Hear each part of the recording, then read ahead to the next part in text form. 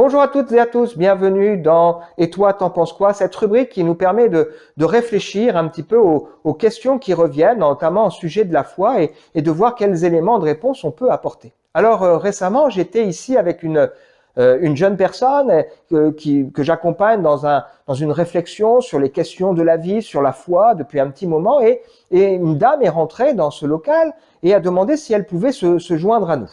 Et donc, elle s'est assise à côté de nous, la jeune fille qui était présente était d'accord, et on a débuté notre échange. Et puis, cette dame, à un moment donné, m'a dit, moi, ce qui m'intéresse, c'est les choses concrètes. Alors, je lui ai proposé justement de lui donner, de vivre cette petite expérience, d'ouvrir ensemble la Bible et de voir comment la Bible répond de manière concrète à notre vie de tous les jours. Et cette dame était assez surprise et assez, j'allais dire, sceptique sur le fait que la Bible pourrait vraiment parler de la vraie vie. Je ne sais pas quel est le regard que vous avez sur la Bible, je ne sais pas si vous-même avez déjà osé ouvrir ce livre, mais oui, je voudrais vous inviter à découvrir que ce livre nous parle de la vraie vie. Savez-vous en particulier que 75% du texte biblique, en fait, ce sont des histoires de la vie de tous les jours. Et ce sont des histoires dans lesquelles on peut s'identifier et dans lesquelles on découvre à la fois la réalité du monde dans lequel nous nous trouvons, la réalité de notre manière de raisonner avec ses limites et ses forces aussi, mais aussi on y découvre ce que la foi peut concrètement apporter. Ce sont des histoires de famille. Alors parfois, oui, des histoires de famille brisées, déchirées, avec des tensions, parce que c'est la vraie vie. Mais on y découvre aussi des histoires de réconciliation. On y découvre des histoires de personnes qui vraiment vont, parce qu'ils vont découvrir et vivre une expérience, vont complètement changer d'attitude. 75% de la Bible, ce sont des histoires de la vie.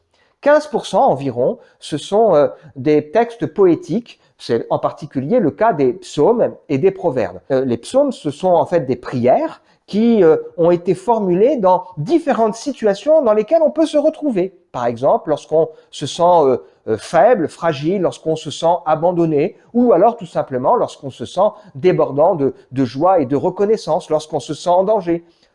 Toutes sortes de situations dans lesquelles on peut se retrouver, ou alors tout simplement quelqu'un qui réfléchit et qui observe ce qui se passe autour de lui. Je pense au psaume 73 qui rejoint une réflexion qu'on entend souvent. Cet homme qui réfléchit et qui voit, il a l'impression que ceux qui vivent n'importe comment, sans moralité, tout leur réussit, et lui qui essaye de vivre sa vie le mieux possible rencontre toutes sortes de difficultés. Heureusement, le psaume ne s'arrête pas là. Je vous invite donc à le découvrir dans le psaume 73. Alors avec cet ami, je lui ai proposé de prendre un court texte de la Bible et de réfléchir ensemble autour de 4 questions pour lui montrer combien la Bible traite de notre quotidien. Je lui ai proposé qu'on réfléchisse à travers ce texte ensemble autour de cette première question: qu'apprend-on sur l'être humain?